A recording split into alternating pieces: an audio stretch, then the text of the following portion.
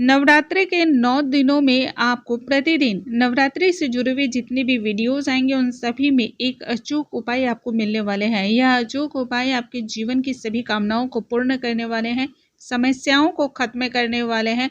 यदि कोई आपकी ऐसी इच्छा है जो अधूरी है तो वह कामनाएं भी पूर्ण होंगी और माता रानी की विशेष कृपा आप पर बरसने वाली है। इसलिए प्रत्येक दिन के वीडियो को देखना बिल्कुल ना भूलें। नमस्कार दोस्तों, आज के इस वीडियो में हम बात करेंगे ज्वारे बोने की विधि क्या है, कौन से नियम का हमें पालन करना चाहिए। देखिए, माँ दुर्गा की उपासना और आराधना जो की जाती है इसमें बहुत सारे नियम और विधियों का ध्यान रखा जाता है। वैसे मैं आज बहुत ही सरल उपाय बताने वाली हूँ और यह बहुत ही जरूरी है क्योंकि शक्ति की उपासना हम सभी कर रहे हैं, तो संपूर्ण लाभ की प्राप्ति के लिए ज्वारे को सही तरीके से बोने की विधि आप सभी को पता होना चाहिए और ज्वारे बिल्कुल सही आए, पहले ही दिन से अंकुरित होना शुरू हो जाए, इसके लिए भी कुछ विशेष बातों को जानेंगे। ज्वारे क्यों बोए जाते हैं यह भी हम जानेंगे। तो आज के इस वीडियो में संपूर्ण बातों का ध्यान रखते हुए हम वीडियो को स्टार्ट करते हैं। नमस्कार दोस्तों, कैसे हैं आप सभी। उम्मीद करती हूँ आप सभी स्वस्थ होंगे, सुरक्षित होंगे और आप सभी को उत्तम भविष्य की कामना करते हुए आज का ये वीडियो स्टार्ट करती हूँ। नवरात्रि के 9 दिनों में माँ दुर्गा की पूजा और उपासना की जाती है और इस दौरान जो है ना जौए बोए जाते हैं।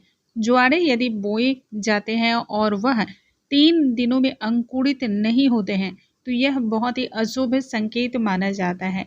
मुझे पता है यह बात शायद आप सभी को पता होगी और जिन्हें नहीं पता है वह भी ये जरूर जान ले।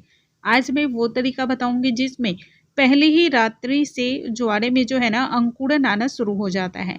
तो पहले हम यह प्रक्रिया देख लेते हैं और उसके बाद हम जानेंगे इससे जुड़ी हुई बहुत अहम जानकारी। ये मैंने बालू ली है और बालू के साथ हमने मिट्टी को भी अच्छी तरह से मिला लिया है। बालू की मात्रा इसमें 70% है और मिट्टी की मात्रा जो है वह 30% है। इस तरह से जब भी आप बोएंगे ना तो ज्वारे बहुत अच्छे अंकुरन होते हैं।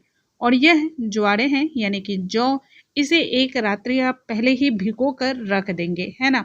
यदि आप एक रात्रि पहले भिगो देते हैं तो ज्वारे बहुत ही जल्दी अंकुरन होना शुरू हो जाते हैं। आज मैं बिना भिगो ही आपको दिखा रही हूँ। यह आपको जो है ना दूसरे दिन से इसमें अंकुरा हुआपन आपको नजर आने लगेगा। ज्वारे बोने के लिए सबसे अच्छा मिट्टी का पात्र होता है। मिट्टी के पात्र में ज्वारे बहुत जल्दी अंकुरित होते हैं और बहुत ही दिनों तक हरे भरे रहते हैं। जितने दिनों तक हरे भरे रहेंगे ज्वारे उतने ही ज्यादा शुभ होते हैं। तो एक नीचे हम परत डाल लेंगे इसकी बालू और मिट्टी की मिक्सर की। मैंने इसे चालनी से चाल कर लिया है। आप किसी भी चीज़ से चाल लें जिससे कि बहुत ही स्मूथ सा हो। देखिए, माता रानी की आराधना कर रहे हैं तो जितनी अच्छे तरीके से बोएंगे, जितनी श्रद्धा के साथ बोएंगे उतना ही माँ की कृपा दृष्टि होती है। हल्का सा हम पानी का छींटा लगा लेंगे और जो ज्वारे हमने लिए हैं उसे इसके ऊपर हम फैला देंगे। ज्वारे को फैलाते समय ध्यान रखेंगे बीच वाले हिस्से में थोड़ा सा हम कम डालेंगे ताकि जब इसके ऊपर कलश की स्थापना हम करें और ज्वारे अंकुरित हों तो कलश आपका हिले ना। इस बात का हम ध्यान रखते हुए बीच वाले हिस्से में थोड़ा कम डालेंगे और जब कलश हम इसके ऊपर स्थापित करेंगे तो कलश को बहुत ही अच्छी तरह से इसके ऊपर सेट करेंगे ताकि कलश के कहीं से भी हिलने का कोई चांस ना हो। कलश को हिलाना पूजा के दौरान अच्छा नहीं माना जाता है, शुभ नहीं माना जाता है। तो अब ज्वारे के ऊपर से हल्का हल्का हम फिर से बालुई मिट्टी डाल देंगे ताकि ज्वारे में उमस आए। गर्माहट होने की वजह से ज्वारे में अंकुरन होने की प्रक्रिया बहुत ही तेज हो जाती है, इसलिए हल्का सा ऊपर से मिट्टी डालें और फिर पानी के छींटे लगाएं। ज्वारे क्यों बोए जाते हैं आप लोग यह शायद नहीं जानते होंगे। ऐसा माना जाता है, हमारे धर्म ग्रंथों में ऐसा लिखा हुआ मिला हुआ है, वर्णन किया गया है कि सृष्टि की शुरुआत में जो पहली फसल बोई गई थी, जो उगी गई थी, वह जौ ही थी। इसलिए जब भी देवी देवताओं की पूजा होती है या फिर हवन होता है तो उन सभी चीजों में जौ अर्पण किए जाते हैं। मान्यता के अनुसार नवरात्रि में जौ जितनी तेजी से बढ़ता है उतनी ही तेजी से व्यक्ति का भाग्य भी दिन दुनी रात चौगुनी तरक्की करता है, कामयाबी बहुत जल्द मिलती है। शक्ति की उपासना का ध्यान करते हुए हम सभी ज्वारे बोते हैं, इसलिए जब इतनी सी प्रक्रिया आपकी पूर्ण हो जाती है तब हम उसमें हल्दी से या तो 5 टीके लगा लेंगे या फिर स्वास्तिक या फिर ओम का निर्माण कर लेंगे। तो मैंने 5 टीके लगाए हैं हल्दी से। उसके बाद सिंदूर से हम इस प्रकार से भी टीका लगा लेंगे और जो पात्र है ज्वारे बोने वाला उसको भी हल्दी और सिंदूर से सजा लेंगे।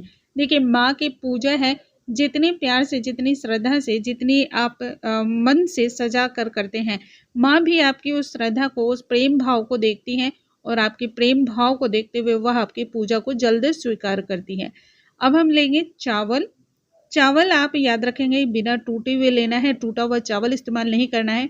देखिए, मैं इसके लिए बहुत पहले से चावलों को रोज़ एक-एक मुट्ठी चुन-चुन कर रख देती थी। तो इस प्रकार से आप भी पहले से ही चावलों को चुन के रख दिया करें। अब इसके ऊपर अष्टदल कमल हम बना लेंगे। बहुत ही आसान विधि है। अष्टदल कमल जो है ना, माँ की 8 सिद्धियों को दर्शाता है। दल कमल बनाने से लक्ष्मी की प्राप्ति होती है, सभी सिद्धियों की प्राप्ति होती है। पूजा प्रार्थना जो होती है वह जल्द स्वीकार करती है माँ। कलश स्थापित करने के लिए मैंने पीतल के पात्र का इस्तेमाल किया है। आप चाहें तो तांबे के पात्र का, चांदी के पात्र का या फिर मिट्टी के पात्र का इस्तेमाल कर सकते हैं। मिट्टी के पात्र को बहुत ही शुभ माना जाता है। कलश पर स्वास्तिक आप बना ले और कंठी पर एक मौली का धागा लपेट लें, या तो 3 बार या फिर 5 बार। अब ये जो अष्टदल कमल हमने बनाया है उस पर ज्वारे जिसमें बोए हैं वह पात्र स्थापित कर लेंगे और इसके ऊपर हम इस पात्र को कलश के लिए स्थापित करेंगे। कलश में सर्वप्रथम हम डालेंगे गंगा जल। बहुत सारे लोग गलती करते हैं, पहले शुद्ध जल डालते हैं उसके बाद गंगा जल डालते हैं, जो कि बहुत ही गलत है। पहले गंगा जल डालें, उसके बाद शुद्ध जल डालें। उसके बाद कलश में पुष्प, हल्दी, इसके अलावा दुर्वा, पैसे, 1 लौंग और 1 इलायची, इतनी सामग्री आप अवश्य डालें। और ये है आम के 5 पल्लव। आप चाहें तो इसके बदले पान के पत्ते भी स्थापित कर सकते हैं या फिर अशोक के पत्ते भी डाल सकते हैं। एक उसके ऊपर हम पात्र रखेंगे जिसे चावलों से अच्छी तरह से भर देंगे। इसके ऊपर हम एक लाल कपड़े में लपेट कर नारियल को स्थापित करेंगे। नारियल का जो मुख होता है उसे आपको अपनी तरफ रखना है। यदि आप अपनी तरफ रखते हैं तो सर्व सिद्धि यह देने वाली होती है, और यदि नारियल का मुख अन्यथा आप किसी भी दिशा में रखते हैं तो यह आपके लिए जो है ना अनिष्ट का कारण बनती है।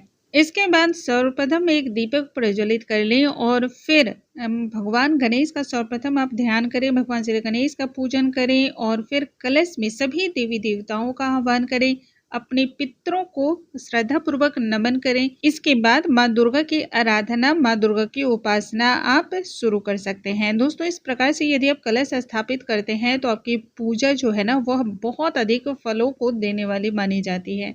उम्मीद है आज का यह वीडियो आप सभी को बहुत अधिक पसंद आया होगा। ऐसी और भी जानकारियों के लिए हमारे चैनल पर बने रहें। अगले वीडियो में हम एक नई जानकारी के साथ फिर से मिलेंगे। तब तक के लिए नमस्कार दोस्तों।